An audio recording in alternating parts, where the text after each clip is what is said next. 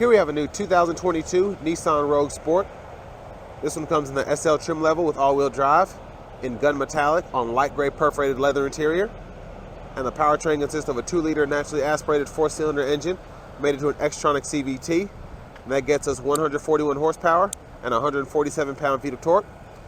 Now coming around to the front end here, we do get our LED daytime running lights, halogen headlamps.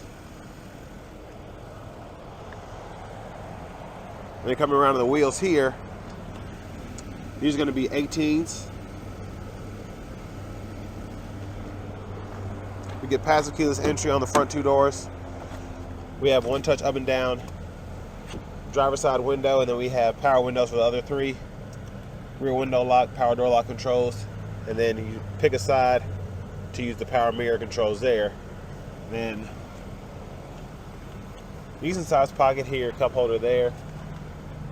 Steering assist, all-wheel drive lock, sport, eco, heated steering wheel. And then there's our 8-way power driver seat with 2-way power lumbar support.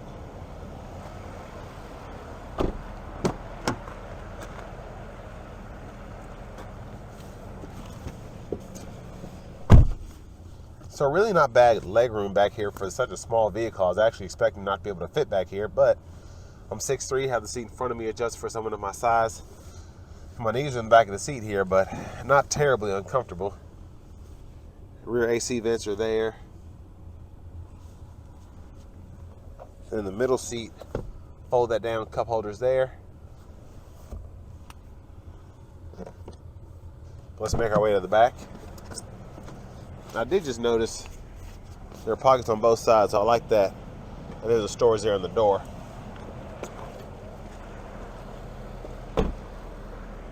Coming around to the back end here, I actually like that look there with the tail lights.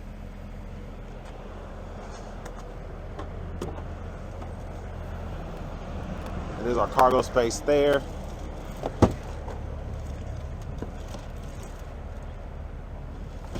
And I believe we have the inflator kit in this one. Side pockets there.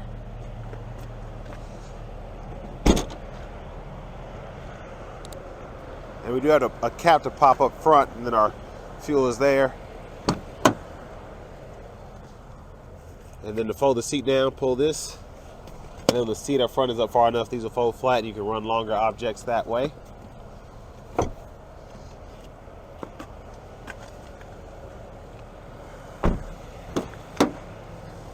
then here is our front passenger seat, and that's going to be manual 4-way.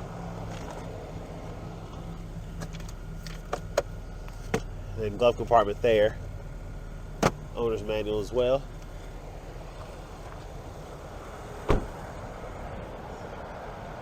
Now I will say the 23 Rogue is so great. It's really crazy how many features that are missing on this Rogue Sport in particular, even with it being an SL. But I will say this one's pretty decked out, and I'll show you the window sticker here in a minute. But there's a 2-liter naturally aspirated 4-cylinder.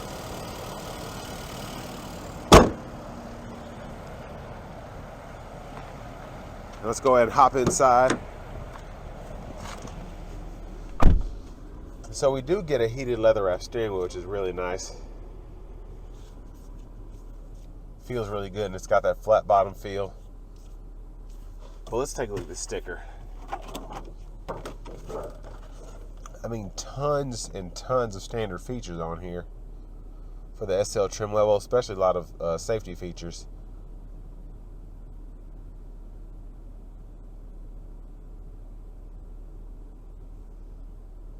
And here are a few of the options, but that sticker price is pretty hefty. Even though this is an SL, like I said, the Rogue, more space. I like how it drives better. Well, I like the engine better. I just haven't driven this one yet. But it's just very interesting that this one's more than, I think I just tested an SV out with a lot more on it. Or I say a lot more than I liked on it. But this one does have navigation. And we also have AM, FM, XM radio along with Bluetooth audio. And then we get Apple CarPlay, Android Auto wired as well.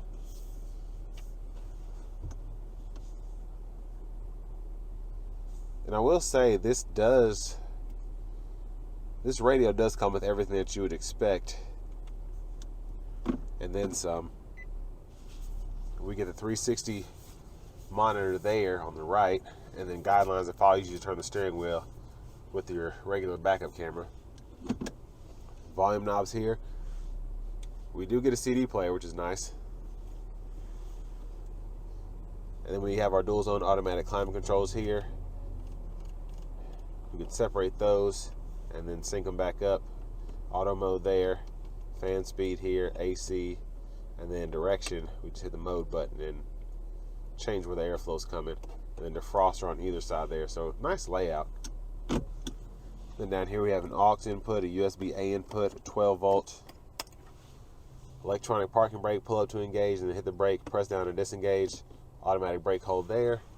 And the shifter, you just pull the lever, reverse, neutral, drive, and then manually shift there. 2-stage heated seats for the driver, front passenger, cup holders. We do get the premium dome lights, sunglasses holder. Then a USB-A input in here as well, and then a 12 volt, pretty decent size center console cubby space, honestly. And we have our track list, our radio station preset controls here, volume. These 4 arrows and the OK button are to go through the digital part of the gauge cluster in the middle there. So plenty of views there. And this is a back button for that. And then over here we have our voice recognition controls, Bluetooth phone controls, and then we can toggle our safety shield with our intelligent cruise there. Gap adjust for that there. Headlamp controls here. There's our auto mode, and then we can high beam there, flash high beams there. Can't put the high beams on in auto mode, so don't forget that. You can flash them, but you have to have the headlights on or have them off to actually, well, you have to have them on to put the high beams on. And then to the right side of the steering wheel, rear wiper controls here, intermittent mode there.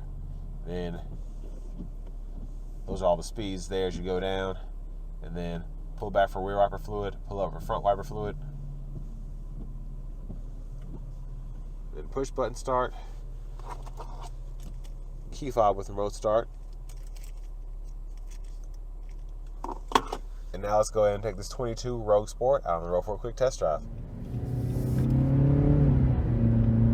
So I wanted to start the Rogue Sport out in sport mode. And I will say, for a 2-liter naturally aspirated 4-cylinder, it has a punch to it. With only 141 horsepower and 147 pound-feet of torque. Getup is pretty impressive. And even when it's wet outside like today, it helps having that all-wheel drive.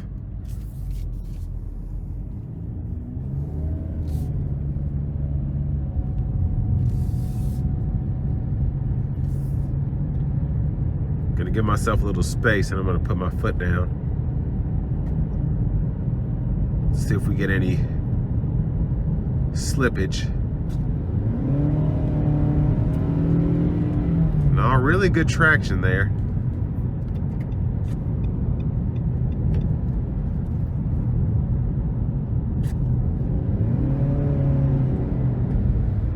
Yeah, the all-wheel drive system is pretty impressive. I'm used to getting front-wheel drive pull, especially when I put my foot in a vehicle that is front-wheel drive, even one that doesn't have a ton of power. So pretty impressed so far. But I'm gonna put it into eco mode now and see what the difference is.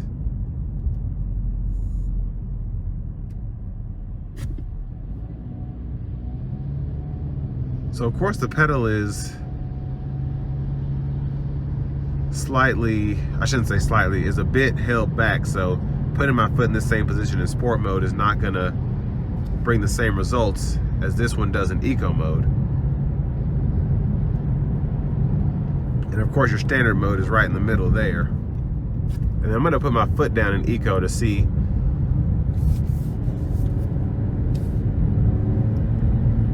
And actually, acceleration is not that much diminished. The more you put your foot into the pedal in eco mode, the more it starts to wake up. But when you're lightly on the pedal, then you can feel the acceleration is not the same as in standard or sport. Let's put on this intelligent cruise here. Now I will say the big thing I do like about this Rogue Sport is it is heavily optioned, and then just also having the lane centering technology along with the adaptive cruise there. It's nice to get that in a vehicle like this.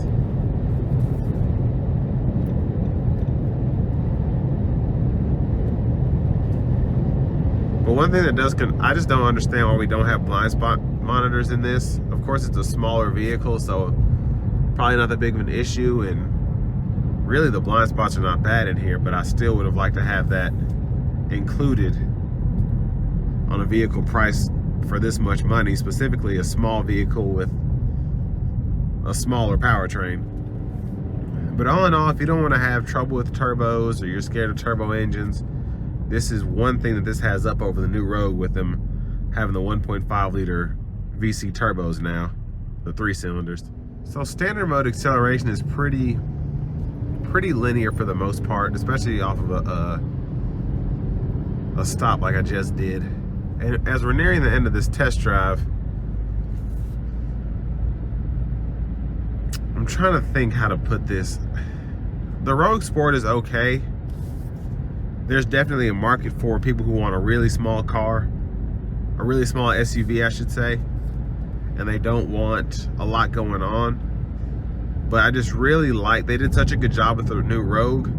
It's hard to really, for me at least, to pick this over even a Rogue SV, just with how the vehicles come equipped standard, and just how